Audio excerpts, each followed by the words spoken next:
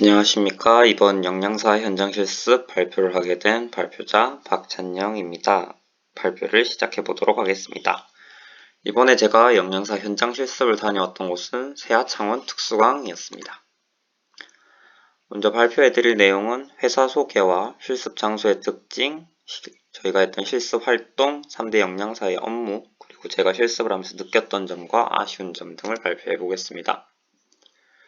먼저 회사 소개를 간단하게 해드리겠습니다. 회사는 창원공단 안에 있는 세하창원 특수강이었고요. 식수는 중식 기준으로 해서 대략 1000여 명 가량이 존재하고 있었습니다.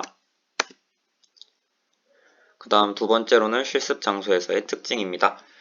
세하에서 제가 가장 크게 느꼈던 특징은 바로 간이식당을 운영하고 있다는 점이었습니다.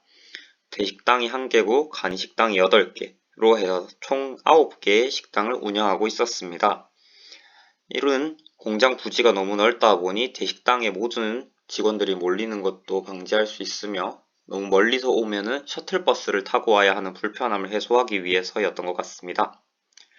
이런 불편함을 뚫고 셔틀버스를 타고 대식당에 오시는 분들은 처음으로 왼쪽에 들어서서 손을 씻는 공간에서 손을 씻으시고 바로 뒤를 돌아보시면 조그마한 쇼케이스 안에 그날의 식판에 담아 디스플레이 해놓은 샘플을 보고 본인이 먹고 싶은 메뉴를 배식받으러 가는 시스템이었습니다.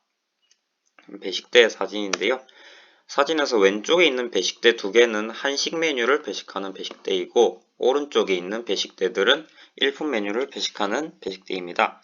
일품 메뉴로는 대부분 면이 나오는데 이는 애초에 식수를 많이 잡지 않기 때문에 대략 80인분 정도밖에 만들어지지 않고 그마저도 늦게 오시는 분들은 드시기 힘들거나 드신다고 하여도 대부분 떡져 있거나 불어 터진 면인 경우도 종종 있었습니다. 이제 배식을 다 받으시고 나면 식권을 저에게 내주시고 식사를 하러 테이블에 앉으시는데 현재는 코로나 상황이었던지라 테이블도 모두 다 앉지 못하고 한쪽으로만 앉아서 식사를 해야 하는 불편함이 있었습니다. 이렇게 한쪽만 바라보고 식사를 끝내신 분들은 이제 한쪽 끝에 있는 퇴식구에 잔반과 식판을 주신 다음 다시 대기하고 있던 셔틀버스를 타고 업무를 보러 돌아가십니다. 이 사진들은 이제 제가 갔던 간이식당 한 군데의 사진을 몇 장 찍어 온 것인데요. 간이식당은 대식당까지 오시기가 번거로우시거나 빠르게 다시 업무로 돌아가셔야 하시는 분들이 가까운 간이식당을 이용하여 식사를 할 수 있게 만든 공간이었습니다. 간이식당에서도 마찬가지로 들어서면 처음에 손을 씻을 수 있는 세면대가 있고요. 저희 직원들이 탑차에 실어서 들고 온 식판과 음식을 세팅되어 있는 배식대에서 배식제를 받아서 자리에 앉아 식사를 하시게 됩니다. 여기는 대식당처럼 공간이 넉넉하지가 못하다 보니 한쪽으로 앉아서 식사를 하시는 어려움이 있어서 가운데에 이렇게 아크릴판을 전부 깔아 놔서 식사를 하실 수 있도록 해놨습니다.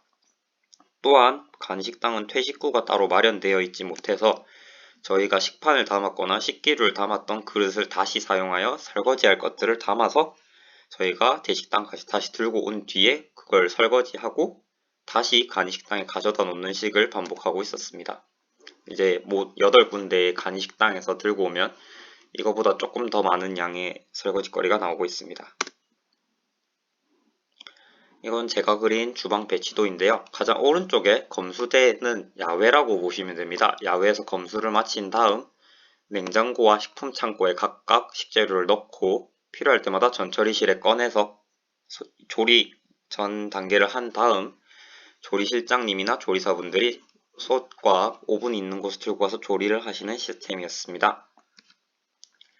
이쪽에 보이시는 게 취방기인데요. 다 해서 150인분짜리를 총 21개를 가동하고 있었습니다.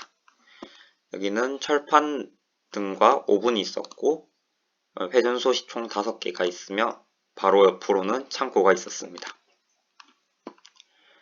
이것은 세하에 있는 조직도였습니다.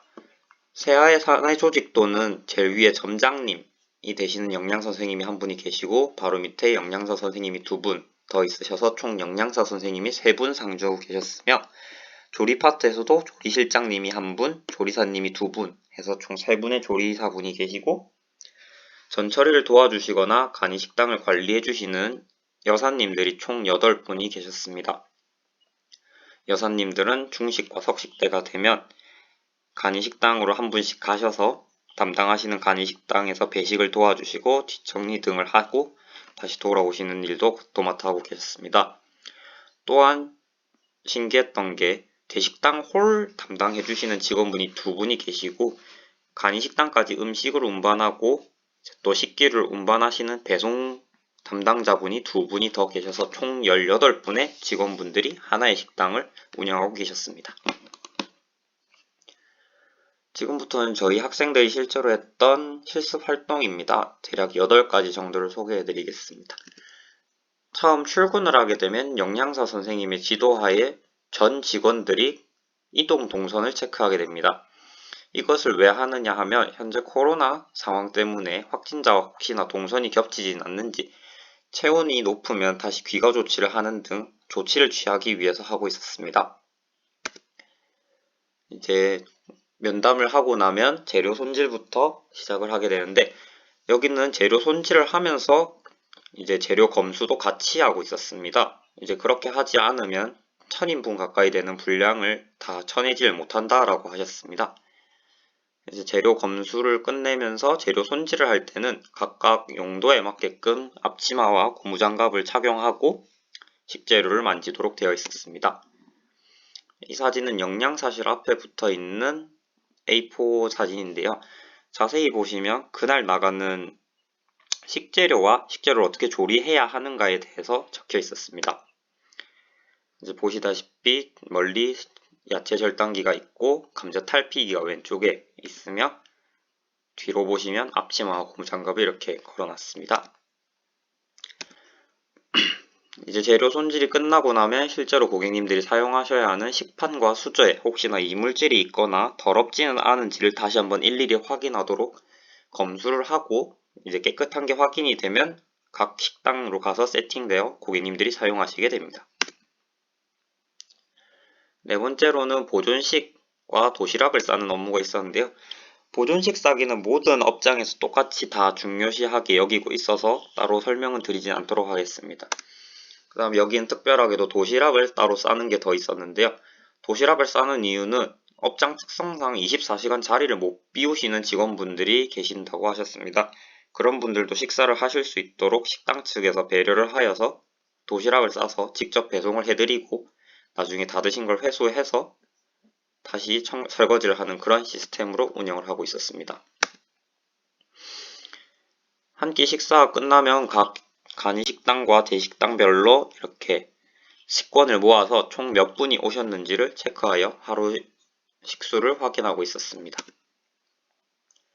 이렇게 중식 한 번, 석식 한 번을 하고 나면 퇴근을 해야 되는데 영양사 선생님들은 퇴근하기 전에 다음날 메뉴 발주는 제대로 들어갔는지, 다음날 재료 손질은 어떻게 해야 되는지 등을 다시 한번 작성 프린트하여 영양사실 앞에 부착해 놓고 퇴근을 하셨습니다. 이 화면들은 제가 실제로 영양사 선생님들이 사용하시는 프로그램의 일부분을 캡처하여 올린 사진인데요. 자세히 보시면 음식 옆에 색깔이 있어서 색깔이 겹치지는 않는지를 확인할 수 있으며 칼로리가 얼마인지 등을 같이 확인할 수 있는 프로그램이었습니다. 네 번째로 3대 영양사 업무에 대해서 설명드리겠습니다. 먼저 메뉴 관리부터 설명드리겠습니다.